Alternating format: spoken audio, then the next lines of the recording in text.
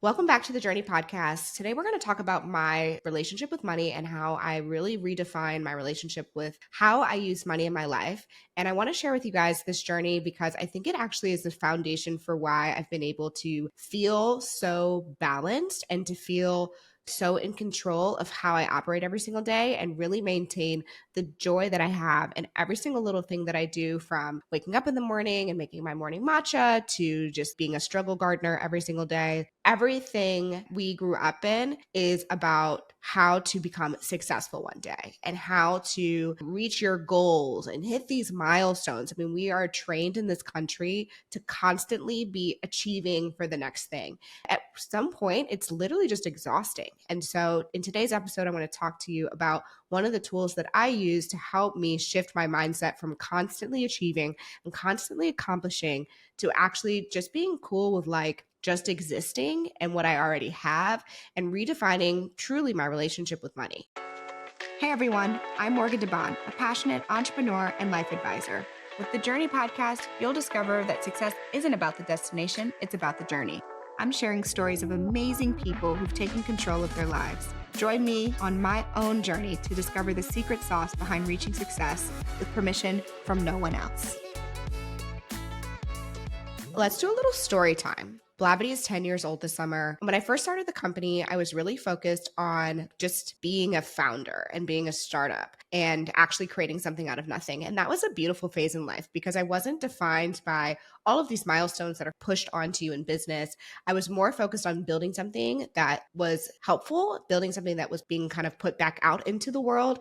And then I was really thinking through, how could I make something that was so good that people would actually miss it if it ever didn't exist again? Blavity in the beginning was really about creating that value for our audience and for Black millennials, particularly because at the time there wasn't any other platform that was focusing on this generation of Black voices in this country. A lot of the legacy media companies like Ebony or Jet or Essence, they were very print focused that had just made this shift to digital. They weren't mobile first. They weren't thinking about social. And so we really had a leg up. And that's one of the reasons we grew really, really quickly, was because I took everything that I learned in Silicon Valley and then applied that to a business and a audience that was completely underserved. And that helped us grow so fast on the internet.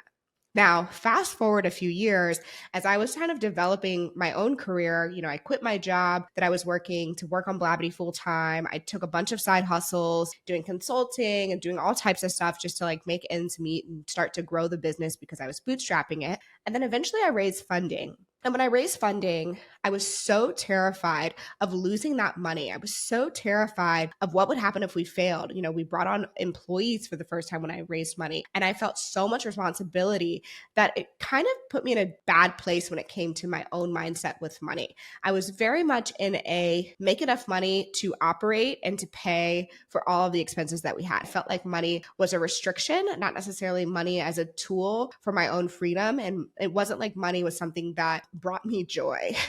I remember waking up and constantly looking at our business bank account just to make sure we could make payroll. And that was a really hard phase to be in. So being in that phase was one of the reasons why I had to be more aggressive to try to get out of that money mindset and that negativity, because I actually am very good at managing money. I have been investing in the stock market since I was 13 years old. I saved a ton of money in high school. I invested and used the money that I invested to help finance the beginning of Blavity. So it was really weird to be in this place where I had a bad relationship with money when I've actually had a really good relationship with money since I was very young. So how did I make this shift? Well, one of the things that happened was that I actually hired a wealth manager. And I've talked about this in previous episodes on the podcast. My wealth manager is awesome. His name is Adam. He's based out of New York. I hired him because I was trying to buy my first house. This was early 2020. And I wanted to really transition from being in my 20s where I was living in an apartment,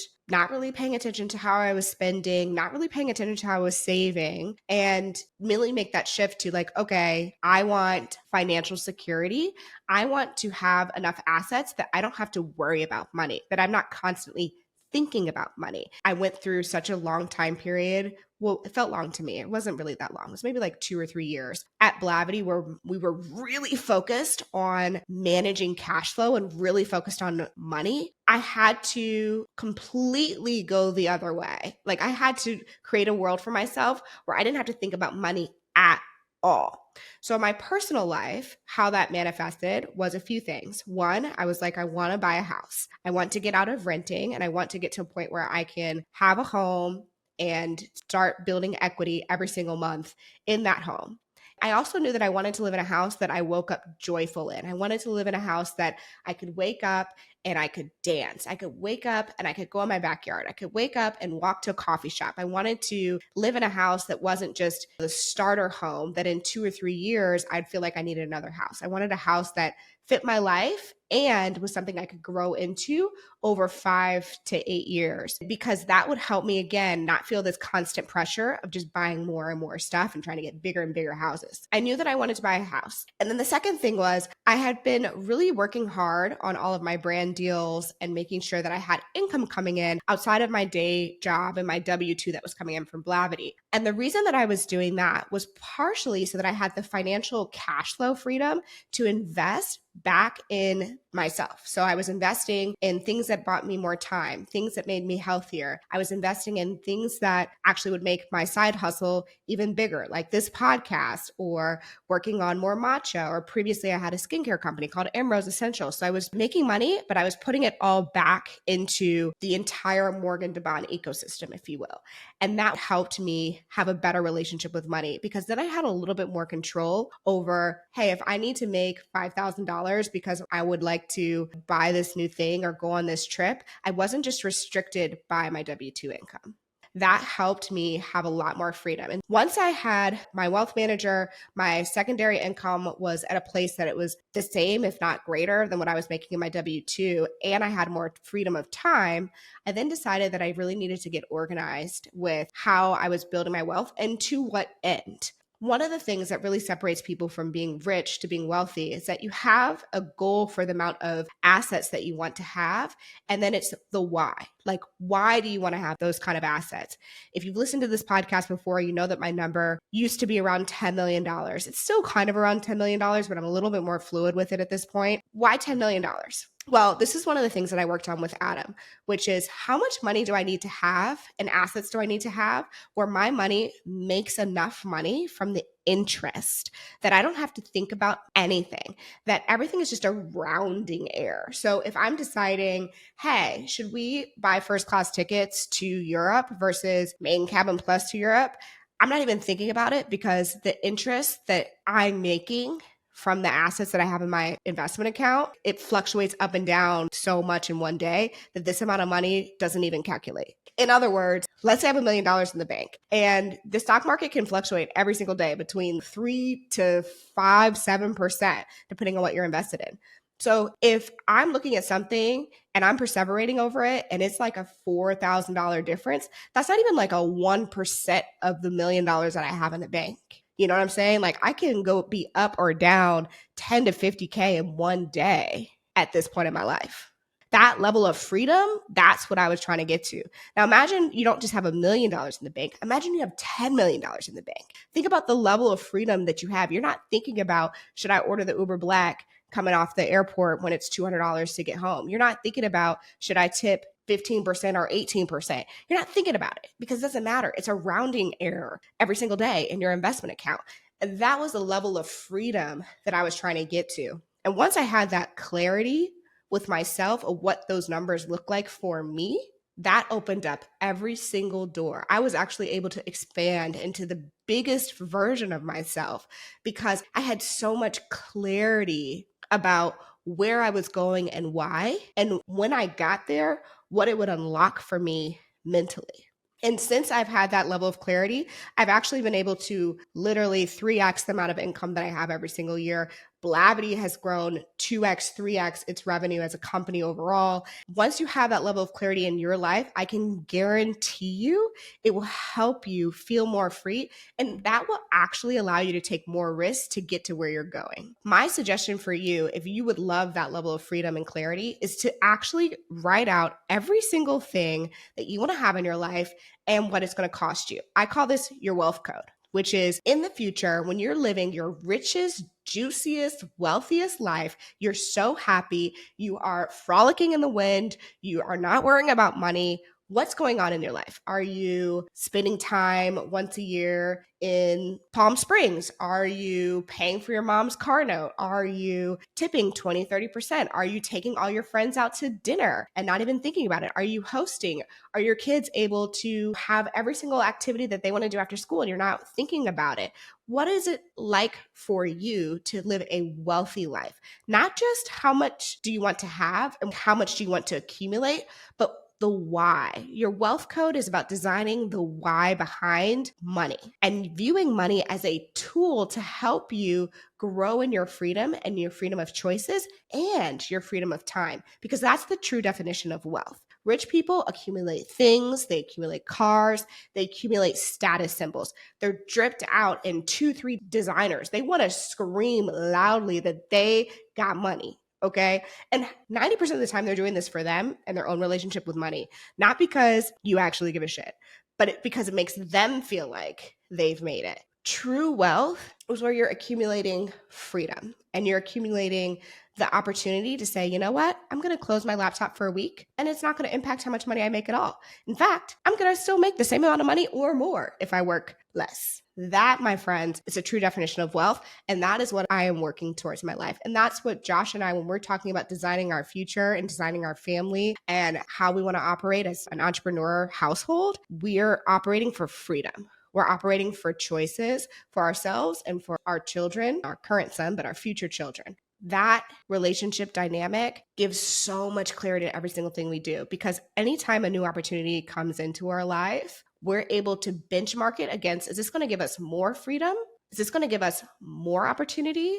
Is the time that we're spending doing this worth the trade-off of joy that we get from just living in our daily routine? Once we have that benchmark and we're on the same page about it, it's completely given us a new sense of freedom.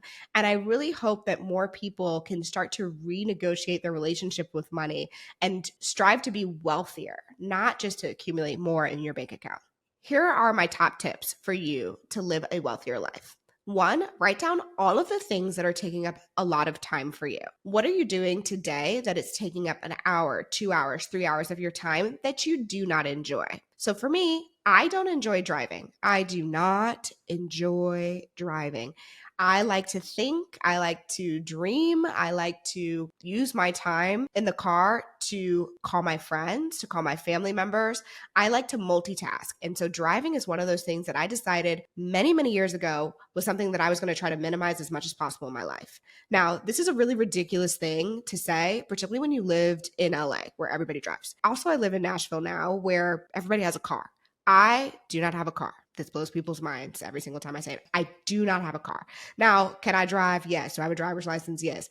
But I try to minimize this because it gives me more freedom of time and energy to not have to worry about car, maintenance, gas, all these things. So if it means that I will Uber X 2 miles away, I will do it. And honestly, I'm not really taking Uber X anymore. I'm pretty much always taking an Uber Black. And here's why. I'm taking an Uber Black. They're professional drivers. If I need help with something, like if I'm bringing the baby someplace and I have the stroller with me or the doona with me, they will help you. There are people who are going to wait. You don't have to worry about them stealing your stuff.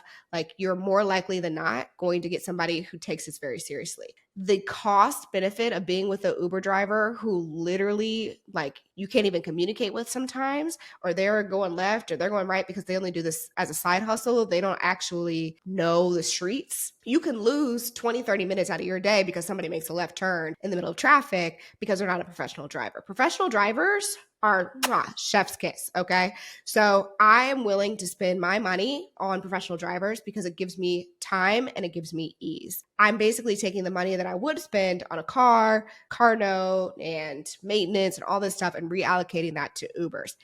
and I will walk more places. So you will not be surprised if you see me walking down a mile or 2 miles because your girl likes to walk. And this is the whole point, is that it actually helps me be more healthy, and it helps me have a better relationship with myself. And that time that I'm spending walking, I'm again using that as a multitasking opportunity to listen to a book on tape, to talk to one of my girlfriends, to hang out with the baby in the stroller, whatever it may be. I'm multitasking during that time, and that's something that I value in my life. Here's another example of how you can go from rich to wealthy in your mindset, and something that you could incorporate. When you're doing your list of things you don't enjoy doing and you decide to buy back your time, you can buy back your time with something like getting Instacart.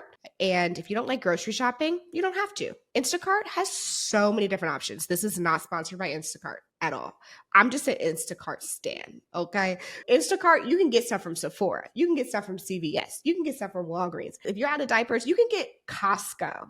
When I found out you can get Costco on Instacart, it was over for them. I'm like, oh, bet. Like, you will never find me in Costco, okay? Instacart has completely changed my relationship with the weekly chores of shopping and maintaining a home. They also save all your orders. So I'm not constantly thinking about the menus, the things that I'm buying. I'm not going down the grocery store trying to figure out, oh, where's my milk that I like, that one brand of milk. On Instacart, they save everything for you, which is a huge mental load that a lot of people carry every single week, is maintaining that grocery list, maintaining what's in your pantry, maintaining what meals you're going to cook for your family.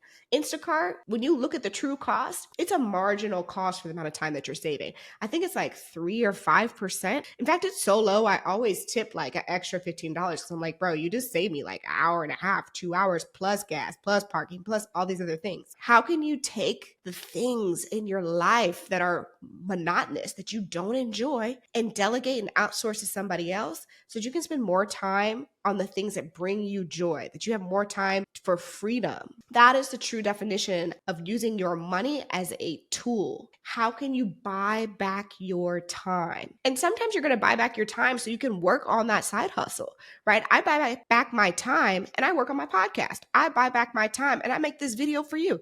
I buy back my time and I'm working on a bigger, badder experience for Afrotech.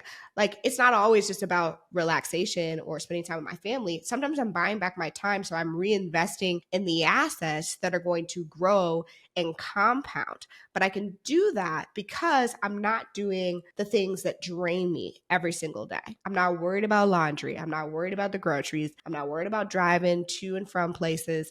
I'm more focused, and I'm spending more time doing the things that bring me joy or are going to pay dividends that are more in line with my wealth code that I have set up with my family. One of the other things that I think is really important when you're transitioning your mindset from going from rich to wealthy is thinking about how you can leverage money to do things for other people. Part of my wealth code that I've designed for myself is to pour back into our community. And what that looks like for me can be completely different than what it looks like for you. But for me, it looks like investing more time in entrepreneurs, small business owners, and being an advocate for small business owners. That means partnering with brands that are going to help you guys have better tools. Like, we just did this really cool partnership with Microsoft and Copilot to help you learn how to use AI in your everyday tools that you're using. Or I'm partnering with HP on advancing digital equity and digital literacy. These are things that I'm really passionate about. Could I make more money saying yes to some of these random brand deals in like fashion or apparel or beauty? Absolutely. But that doesn't align with my values. That doesn't align with like my mission.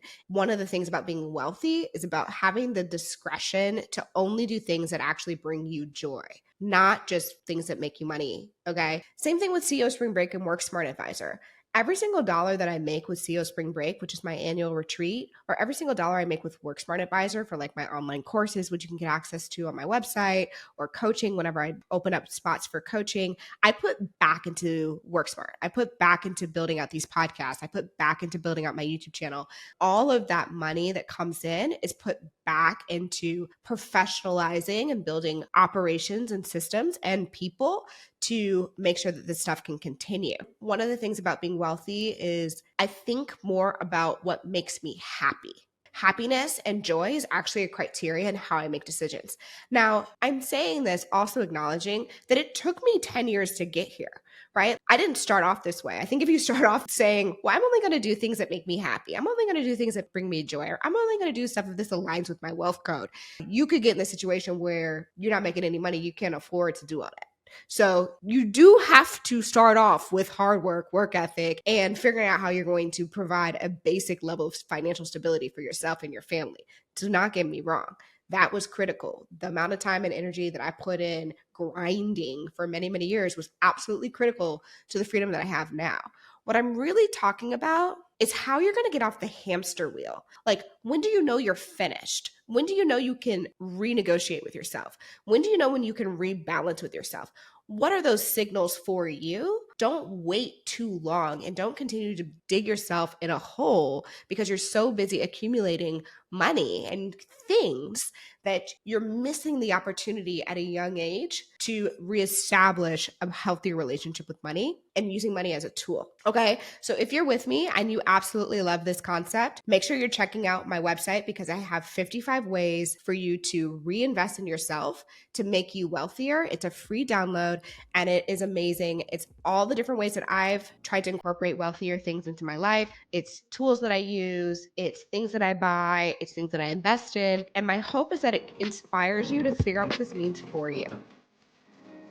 Thanks for listening to the Journey Podcast. If you enjoyed this episode, make sure you leave a review and head to our Instagram and YouTube to leave a comment.